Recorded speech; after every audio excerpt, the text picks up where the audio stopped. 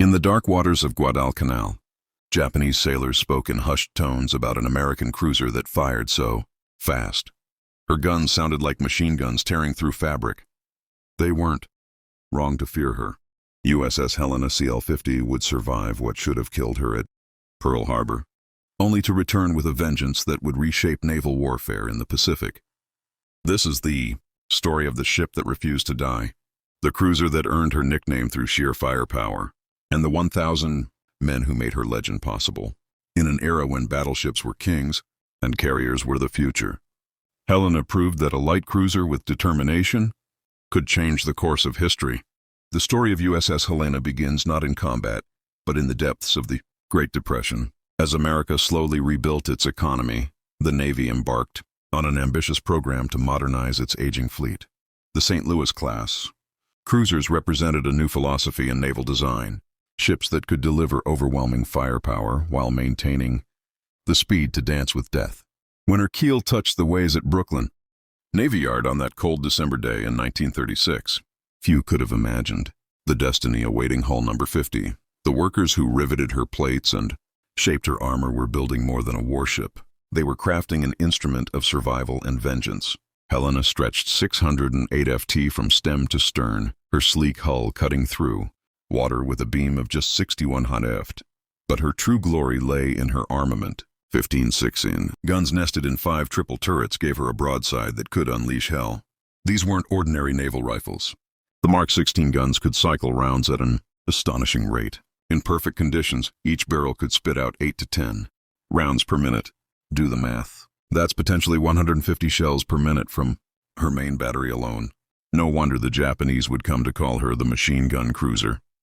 Her secondary, battery-packed 8.5 and dual-purpose guns, equally comfortable swatting aircraft or punishing destroyers. 4 Parsons turbines drove her through the waves at 32.5 knots, fed by 8 Babcock and Wilcox spoilers that could push 100,000 horsepower through her 4 bronze screws. With a range of 10,000 nautical miles, she could hunt anywhere in the Pacific. But specifications tell only part of the story. What made Helena special was her crew, 868 officers and men who would transform steel and gunpowder into something approaching immortality. Helena slipped into the East River on August 27, 1938, christened by the wife of Montana's senator. The bottle of champagne that shattered across her bow was meant to bring good luck. Whether it did or not would depend on your definition of luck. Her early career reads like a peacetime travelogue. After commissioning in September 1939, Helena sailed south to Uruguay, where her crew got an ominous preview of their future. The wreckage of the German pocket battleship Graf Spee lay in Montevideo harbor, scuttled after the Battle of the River Plate. Young American sailors stared at the twisted metal and wondered if they were looking at their own fate. The Pacific called and Helena answered. By September 1940, she joined the Pacific Fleet, spending months in Hawaiian waters, perfecting her deadly ARTEM gunnery drills, damage control exercises, navigation training, the endless repetition that transformed civilians into warriors. As 1941 drew to a close, Helena entered Mayor Island Navy Yard for upgrades. The Navy, perhaps, sensing the storm approaching, fitted her with new 1.1 and anti-aircraft guns. It was like giving a boxer brass knuckles just before a street fight. On the morning of December 7, 1941, Helena rested at berth 1010 in Pearl Harbor's Navy Yard. Across the harbor, battleships sat in a tidy row along Ford Island. The Pennsylvania, mighty queen of the battle line, was supposed to occupy Helena's berth, but fate had other plans. The dry dock needed Pennsylvania more than the pier needed Helena. At 0757, Lieutenant Commander Shiharu Murata led 9 Kate torpedo bombers toward what he believed was Pennsylvania. Through the early morning haze, Helena's profile looked enough like a battleship to seal her fate. Only the lead plane released its weapon, a Type 91 torpedo that carved through the harbor's placid waters at 40 knots. The weapon passed beneath the mine layer Oglala Road, alongside, and struck Helena at frame 75, just below her armor belt. The explosion ripped through her engineering spaces like a giant's fist. Engine room number 1 and boiler room number 2 transformed instantly from ordered machinery spaces into twisted metal coffins. Seawater rushed through a hole large enough to drive a truck through, while darkness helped conceal ships from visual spotting. Radar gave Helena the ability to see without being seen. Under Captain Robert H. English, then Captain Philip, who commanded until September 1942, her crew trained with fanatic intensity. They had accounts to settle. Gunners drilled until they could load and fire in their sleep. Damage control teams practiced plugging holes and fighting fires until their responses became automatic. Every man aboard understood their mission. They were returning to the Pacific not as victims but as hunters. In the mess halls, sailors spoke of revenge. In the engine rooms, mechanics coaxed every possible revolution from the turbines. Helena wasn't just repaired. She was reborn as an instrument of vengeance. By July 1942, Helena was ready. As she passed beneath the Golden Gate Bridge, bound for the South Pacific, her crew lined the rail. Some waved at girlfriends and wives on shore. Others stared westward toward the enemy who had drawn first blood. The machine gun cruiser was heading to war. The Solomon Islands in late 1942 were a green hell where America and Japan bled for every yard of jungle. Guadalcanal, with its crucial airfield, had become the Pacific, war's grinding wheel. Every night, Japanese destroyers and cruisers raced down the slot, the channel between the Solomon chains, to reinforce their garrison and bombard American positions. By early October, Helena served in Task Force 64 under Rear Admiral Norman Scott. Unlike many American admirals who still thought in terms of battleship lines, Scott understood that radar and rapid fire would rule these waters. He drilled his ships relentlessly in night combat tactics, though he made the curious decision to use USS San Francisco as his flagship instead of the radar-equipped Helena. October 11th, 1942. The day of reckoning approached as American reconnaissance planes spotted Admiral Aritomo Goto's force streaming toward Guadalcanal. 3 heavy cruisers and 2 destroyers carrying reinforcements and bombardment shells. Scott positioned his force off Cape Esperance, ready to spring history's trap. As darkness fell, Helena's SG radar operator, radio man 3rd Class Robert S. Brown, hunched over his scope. At 23:25, a phosphorescent blip appeared. Enemy ships at 27,700. Whiteys. Helena had found the Japanese before they even knew Americans were hunting. What followed was organized chaos. Scott, operating blind on San Francisco, ordered a column turn that accidentally placed his force across the Japanese T, the perfect position for a naval ambush. On Helena's bridge, Captain Gilbert C. Hoover, who had assumed command in September, grew increasingly frustrated. His radar showed enemy ships at 5,000 watt, practically point-blank range, but Scott hadn't given permission to fire. Finally, at 23:46, Scott's ambiguous Roger to another query was interpreted as permission to engage. Helena's turrets, already trained on the enemy, erupted in violence.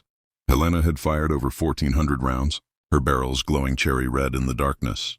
The Battle of Cape Esperance was America's first clear surface victory against the Imperial Navy. Helena had proven that American cruisers could fight and win at night. The enemy's chosen battlefield. As dawn broke, oil slicks and debris marked where Japanese ships had died. Helena's crew, exhausted but exhilarated, had their first taste of victory. It wouldn't be their last. November 1942 brought desperation to both sides at Guadalcanal.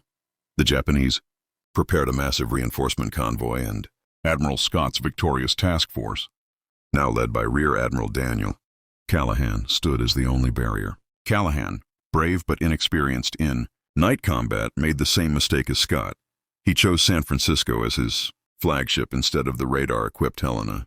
On the night of November 12-13, Helena's radar again proved prophetic.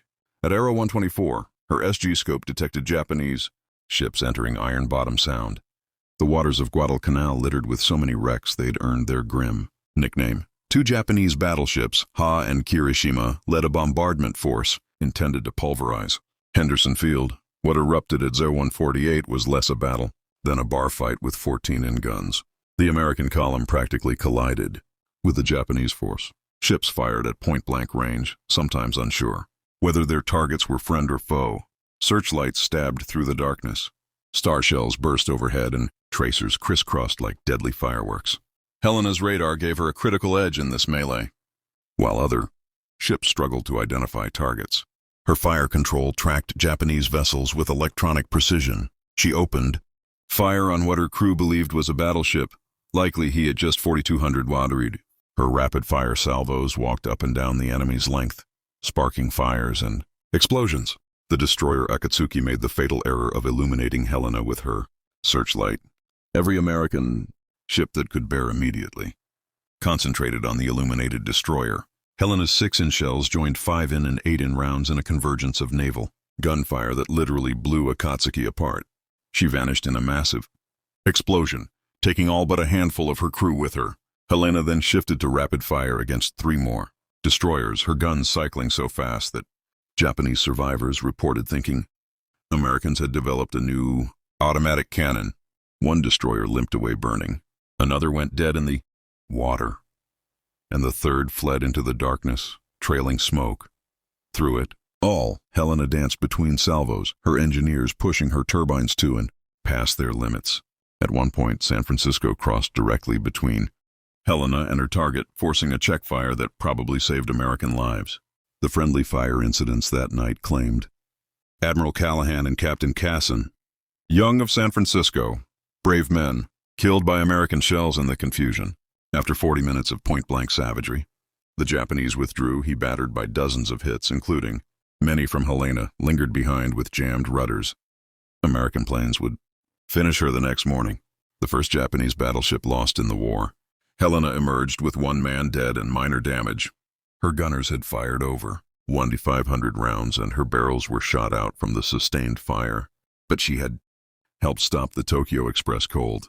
Without that bombardment, Henderson Field survived to launch the planes that would savage Japanese transports over the coming days. As November 13th dawned, Iron Bottom Sound lived up to its name with new wrecks littering the seafloor. Helena had proven herself again, but the cost grew steeper with each battle. Between the legendary battles, Helena lived a grinding routine that tested men as thoroughly as combat. The Solomon Islands offered no respite. If Japanese shells didn't kill you, tropical diseases might. Helena's crew developed the thousand-year stare common to Guadalcanal veterans, men aged beyond their years by constant vigilance. Life aboard Helena followed the rhythm of war.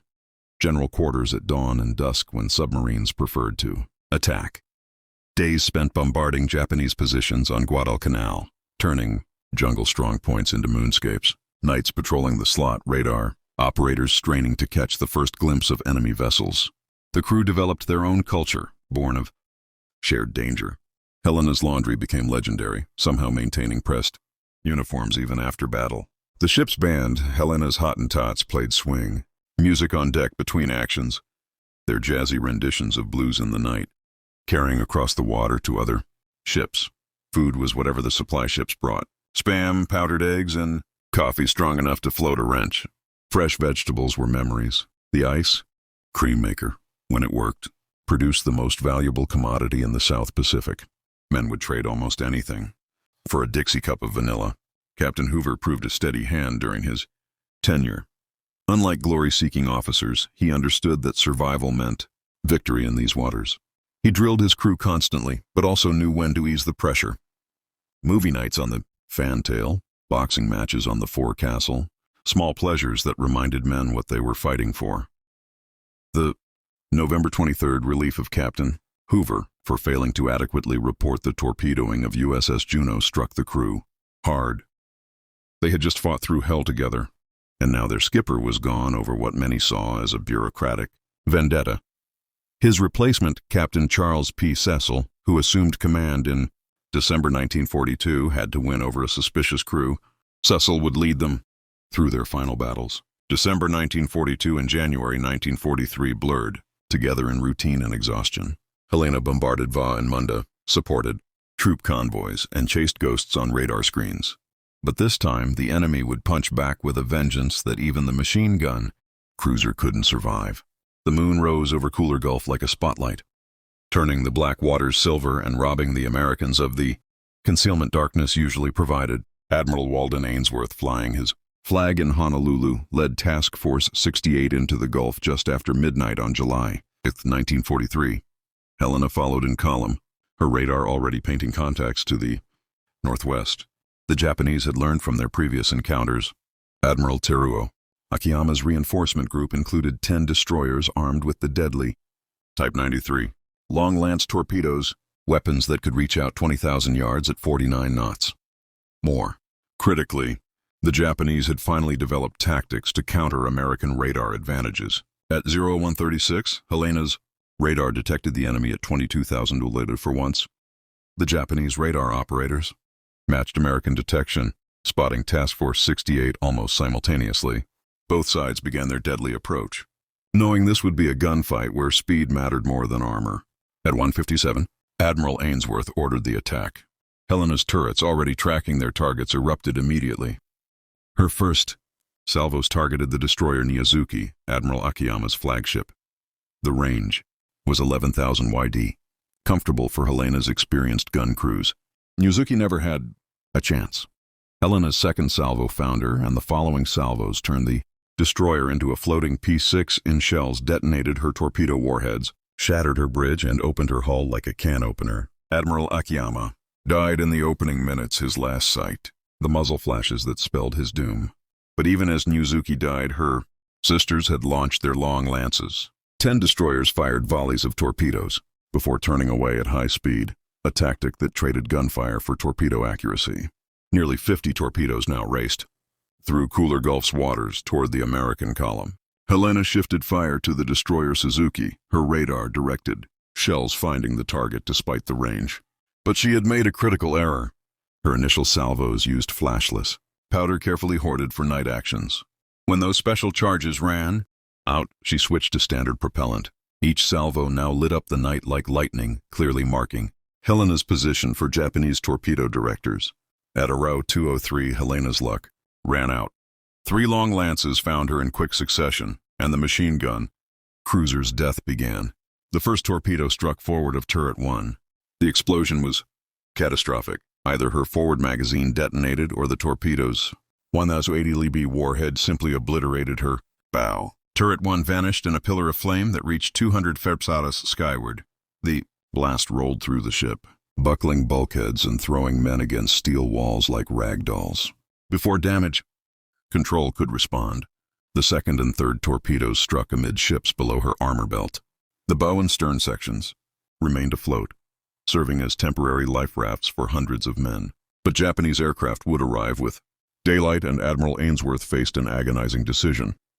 Nicholas and Radford had pulled 739 men from the water during the night, their crews forming human chains to haul oil-soaked survivors aboard. But radar showed Japanese warships still in the area, and dawn meant certain air attack. Ainsworth ordered his ships to withdraw, leaving hundreds of Helena's crew behind.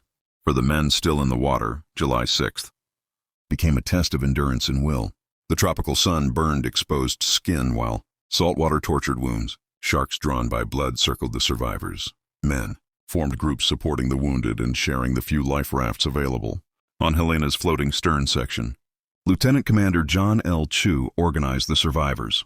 The stern still had some food and water, plus medical supplies. Chu established watches, rationed supplies, and maintained discipline. When Japanese float planes strafed the survivors, men dove beneath the twisted steel for cover. That night, 2 American destroyers attempted a rescue but were driven off by Japanese warships. The survivors spent another night clinging to wreckage, their numbers diminishing as wounded men slipped away and sharks took their toll. The story might have ended there. But for Coast Watcher Reverend A.W.E. Sylvester on Vela Lavella Island, he reported the survivors' location and coordinated with local natives to guide rescue efforts. On the night of July 7th or 8th, destroyers Nicholas and Jenkins, along with fast transports, Dent and Waters, returned to Kula Gulf. Using whaleboats and rubber rafts, they pulled 165 men from the water in the floating stern section. The stern finally sank. During the rescue, as if Helena had waited to ensure her crew was safe before taking her final plunge. But 88 survivors had drifted to Japanese-held Lavella. For a week, they evaded enemy patrols with help from native scouts and coast watchers, living on coconuts and rainwater, moving only at night. They made their way to the island's northwest coast. On July 16th, destroyers Taylor, Maury Gidley, and Ralph Talbert executed a daring daylight rescue, evacuating the last of Helena's survivors under the noses of Japanese forces. The final tally of Helena's crew of 868, some 168 men died in Kula Gulf or during the rescue operations, but 700 survived, saved by the courage of destroyer crews. who risked everything, and the determination of survivors who refused to give up. Helena's story could have ended in Kula Gulf, another casualty in the grinding Solomon Islands campaign. But legends don't die easily. In Navy wardrooms and enlisted clubs, veterans told stories of the cruiser that fired faster than any ship had a right to. Her rapid-fire barges became the stuff of mythology, growing with each retelling. The remote cameras revealed her hull number, 50, still visible on her stern. Her turrets remained trained out as if ready to resume the fight. The discovery brought closure to surviving crew members and their families, confirming their ship's final resting place. Today, Helena serves as more than a war grave. She represents the thousands of sailors who fought the decisive naval battles of World War II. Her story teaches timeless lessons about courage, determination, and sacrifice. The ship that survived Pearl Harbor to become the scourge of the Tokyo Express proved that heroes aren't always invincible. Sometimes they're simply too stubborn to quit. From her birth in Depression-era Brooklyn to her death in the tropical waters of the Solomons, Helena embodied the American war effort, built by workers who needed jobs, crewed by boys who became men, and commanded by officers learning to fight a new kind of war. She was democracy made steel. The Japanese were right to fear the ship they called the machine gun cruiser. But Helena was more than rapid-firing guns, an advanced radar. She was 868 Americans who refused to accept defeat, who turned tragedy at Pearl Harbor into triumph at Cape Esperance and Guadalcanal. Even in death, she extracted a price, her guns firing until the water claimed them. In the depths of Kula Gulf, Helena keeps her last watch. Coral grows on her turrets. Fish swim through her passages, but her legacy lives on. She remains what she always was, the fighting ship that earned her nickname through sheer determination and a testament to the generation that saved the world. They called her Machine Gun, and she lived up to her name until the very end. In the annals of naval history, few ships fought harder, died better, or left a prouder legacy than USS Helena CL-50. She was, as her crew always knew, one hell of a fighting ship.